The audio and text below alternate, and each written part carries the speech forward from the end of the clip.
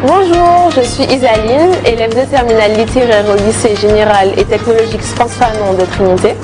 Je vais vous présenter mon lycée et ses différentes offres de formation à travers une petite visite guidée.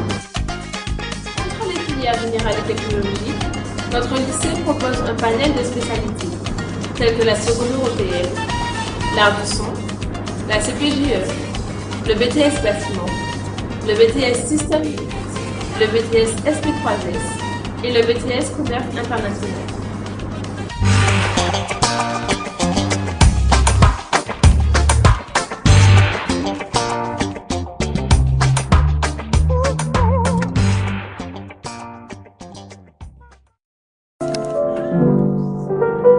L'art du son, aussi appelé création et activité artistique, est un enseignement d'exploration d'1h30.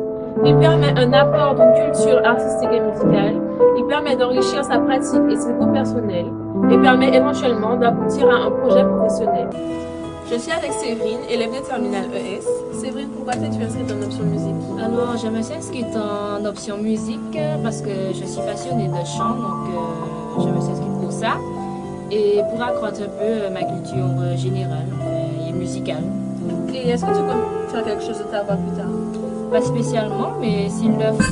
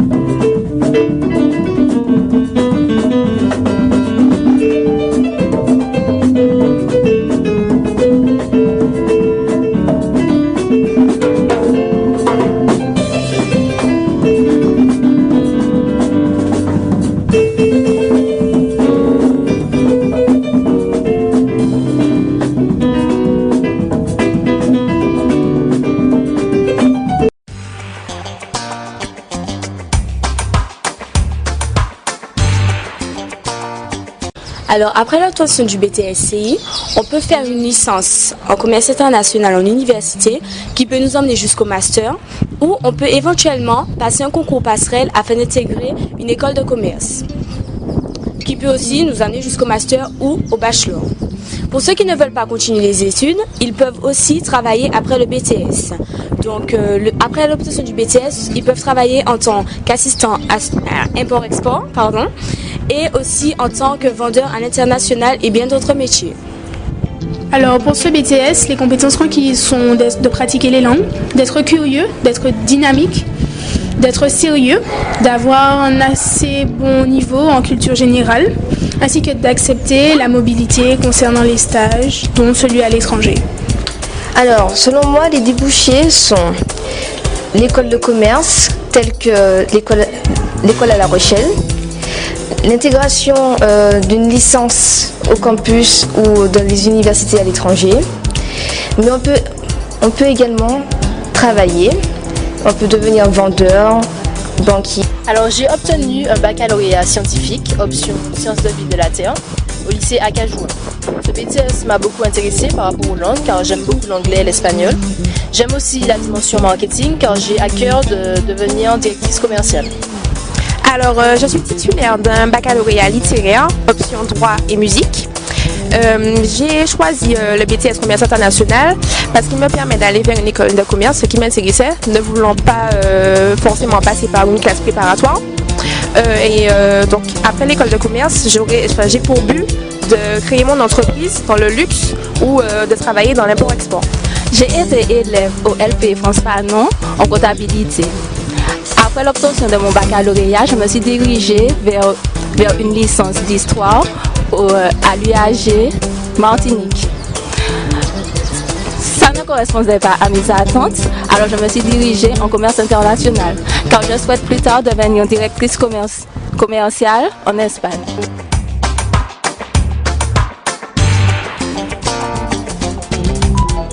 Bonjour, je m'appelle Maville Clara, je suis en première S1 et je suis en option en plastique. Donc dans notre projet, nous avons commencé il y a quelques mois. Nous devions reproduire notre sculpture du lycée. Et à partir de ça, nous avons donc fait un projet qui est intitulé La sculpture oubliée. Dans ce projet, nous devions reproduire l'œuvre dans son contexte, dans son histoire, et nous devions imaginer à quoi elle pouvait ressembler dans un passé proche. Alors, dans mon œuvre, j'ai voulu représenter l'œuvre oubliée justement, et justement, il s'agissait d'imaginer ce que l'œuvre aurait pu être dans un passé lointain. Donc c'est pour cela que j'ai pensé à un bateau, et j'ai donc représenté l'œuvre en imaginant que ce serait un bateau. Donc dans la première image, j'ai dessiné un bateau pirate. Il y a du coton pour faire les nuages, c'est en noir et blanc pour dire que c'est du passé. Puis après, au fil du temps, l'œuvre se détériore, donc le bateau commence à se détruire petit à petit, et dans la dernière image, on voit que c'est l'œuvre. Donc dans chaque image, il y a du coton pour faire les nuages, et au fur et à mesure que l'œuvre devient ce qu'elle est devenue aujourd'hui, les couleurs reviennent pour montrer que c'est ce qu'il y a d'aujourd'hui. J'ai utilisé donc de la peinture pour faire la mer et le ciel, du coton pour faire les nuages, j'ai utilisé du papier mâché pour faire les roches, du pastel pour colorier les bateaux, et j'ai aussi utilisé du papier pour mettre un peu de volume, parce que vous voyez bien que je n'ai pas collé les bateaux totalement sur l'œuvre, mais j'ai plutôt collé une partie et tout n'est pas collé. J'ai aussi utilisé du papier journal pour faire le contour de chaque œuvre, et j'ai collé le tout sur une page noire pour donner un peu de valeur à mes dessins. Bonjour, je m'appelle Lucivia, je viens de première L et je suis inscrite en option en plastique, à la fois en facultatif et en spécialité. Alors tout d'abord, pour faire la spécialité, il faut être en L. Et en spécialité, on apprend à faire des analyses d'images, des dissertations, aussi des exposés. Après, on apprend la technique, les méthodes. On apprend aussi à utiliser des pastels, de l'acrylique, du collage, papier mâché. Et comme ces temps-ci, on apprend la photographie. Donc à faire des arrière-plans, avant-plans, voilà.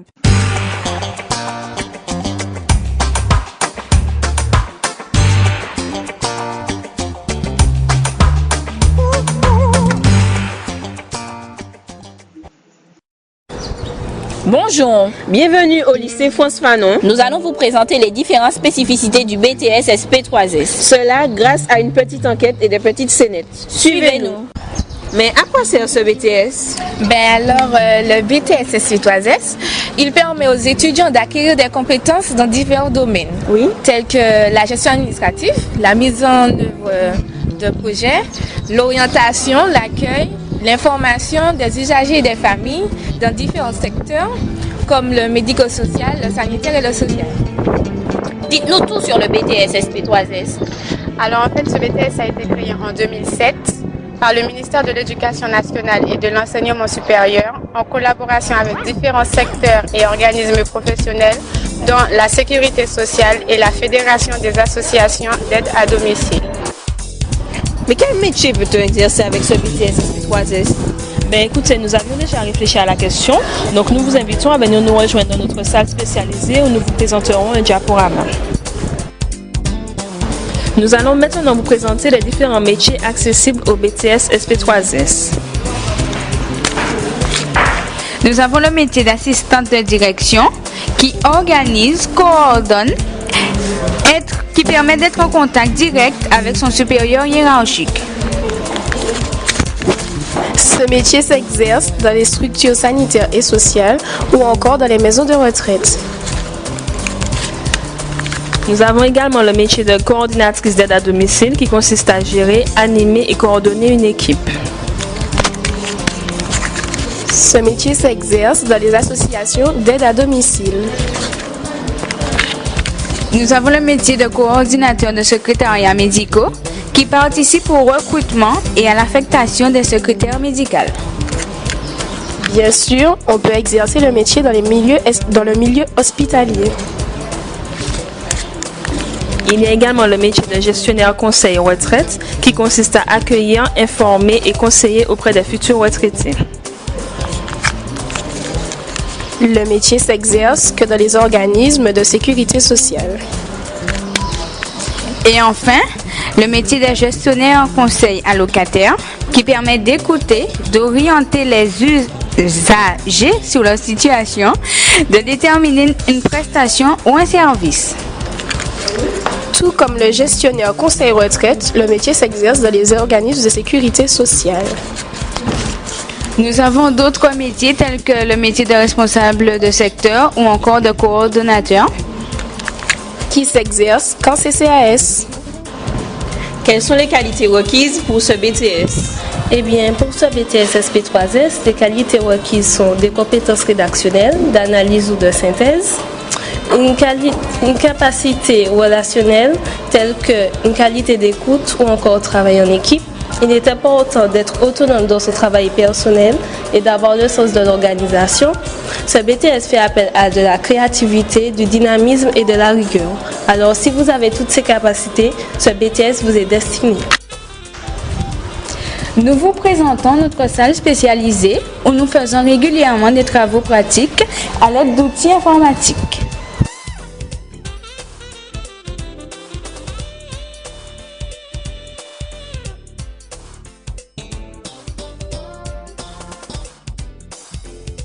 Faut-il un bac spécifique pour ce BTS?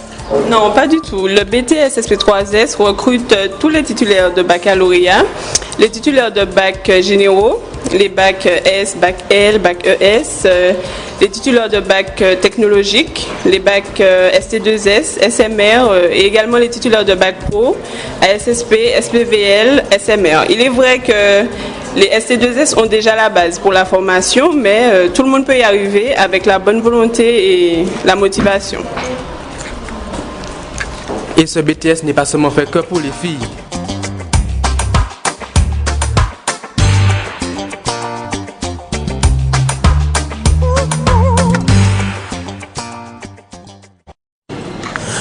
Bonjour, je m'appelle Michael. Je vais vous présenter un système que l'on étudie actuellement en classe. Je suis en deuxième année de BTS Système électronique et numérique au lycée de Trinité à Fons-Fanon. Donc, je vais vous présenter ce système qui est le RFID. C'est un boîtier qui permet de décoder les trames, les lecteurs de cartes RFID qui sont sous cette forme ou sous cette forme que l'on retrouve dans les entreprises pour les distributions de boissons ou pour passer une porte par exemple. Donc, je vais vous montrer comment cela fonctionne. Donc, je vais brancher tout d'abord le boîtier RFID qui reçoit le courant par l'intermédiaire du port USB. Ensuite, je vais ouvrir le logiciel Framer qui va permettre de décoder le code qui se trouve sous cette carte, un code unique que l'on ne trouve pas sous d'autres cartes. Donc je passe la carte. Le code apparaît comme ceci. C'est un code de 10 bits. C'est un code propre que aucune autre carte ne possède. Comme par exemple, je vais passer celle-ci. Le code est différent. Ou encore celle-ci. le code est vraiment différent. Donc maintenant je vais vous montrer comment cela fonctionne pour maintenance avec ce boîtier ici qui est branché à l'oscilloscope. C'est un oscilloscope numérique qui permet de visualiser, qui permet de décoder la trame du boîtier RFID.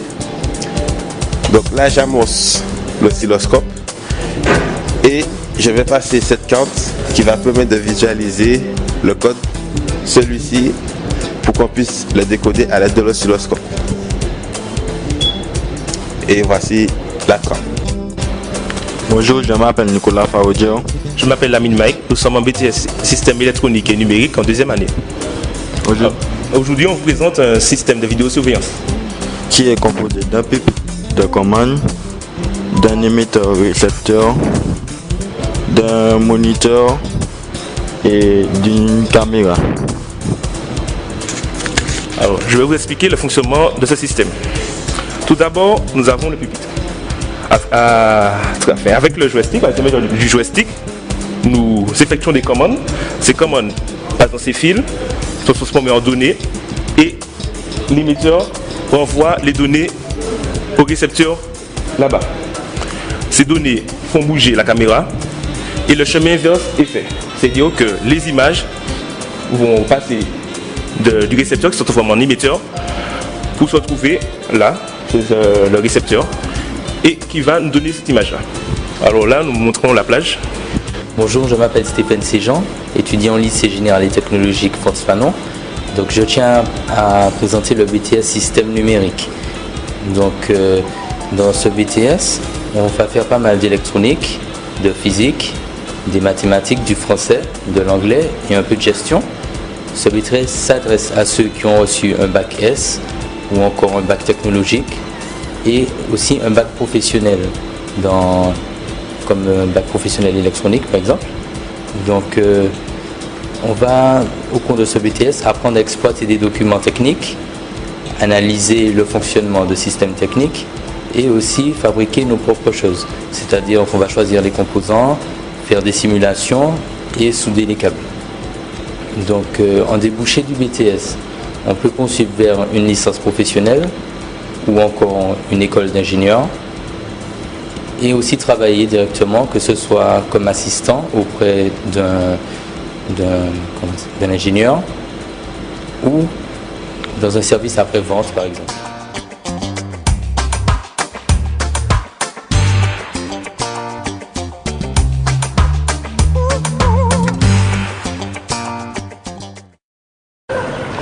Bonjour, je m'appelle Guillaume Soleil, je suis en BTS bâtiment, deuxième année. Bonjour, moi c'est Anna Katia, je suis également en BTS bâtiment, deuxième année. Donc aujourd'hui nous allons réaliser l'implantation de points grâce à un appareil appelé théodolite et également une fiche de préparation. Cette fiche de préparation nous permet d'avoir sur le terrain, en gros on voit en fait le travail réalisé sur le terrain. Donc comme appareil nous allons utiliser, comme matériau nous avons utilisé le théodolite, un trépied, un crapaud, ainsi qu'un jalon et un décamètre. Donc sur la fiche technique va nous renseigner sur les distances à prendre ainsi que les angles donnés à notre point implanté. Cet angle est donné en grade. Le grade est une unité de mesure. Alors maintenant nous allons passer sur le terrain. Nous allons faire l'implantation du point P22. Nous savons que le point P22 se trouve à 17,06 m. Alors pour placer ce point, nous allons prendre le décamètre. Je prends le décamètre, je vais le situer là-bas. Et voilà. Merci beaucoup.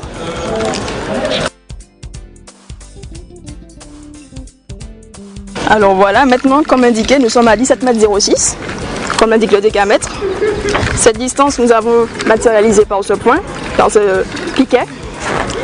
Maintenant, nous allons pouvoir passer à la suite, c'est-à-dire à placer le deuxième point avec le jalon qui est à 89 gonds par rapport au théodolite.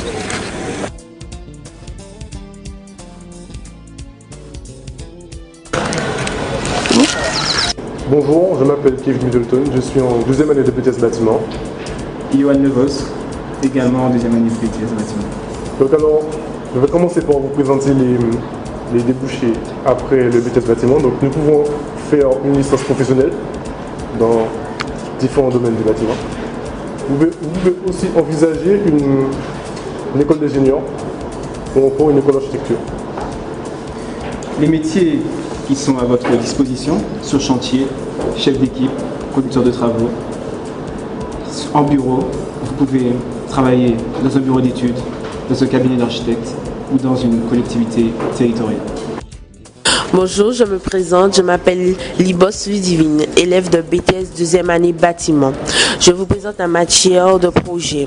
Projet consiste à élaborer des plans d'exécution à partir de plans d'architectes concrets afin qu'on puisse faire des études de construction et de la préparation de chantier qui permettront aux ouvriers à construire le bâtiment concrètement. Le projet, c'est une journée de 8 heures avec les mêmes professeurs afin qu'on puisse progresser dans l'élaboration des plans et des compétences acquises à la fin de la deuxième année.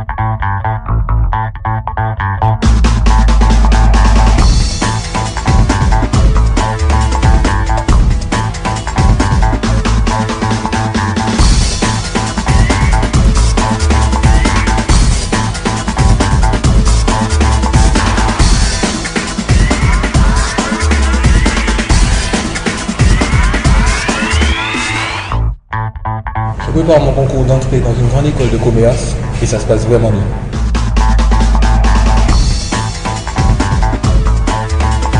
Et après le concours, j'aimerais exercer en tant que cadre dans le domaine de la vente, dans le domaine financier. Moi, ce serait dans le domaine des ressources humaines.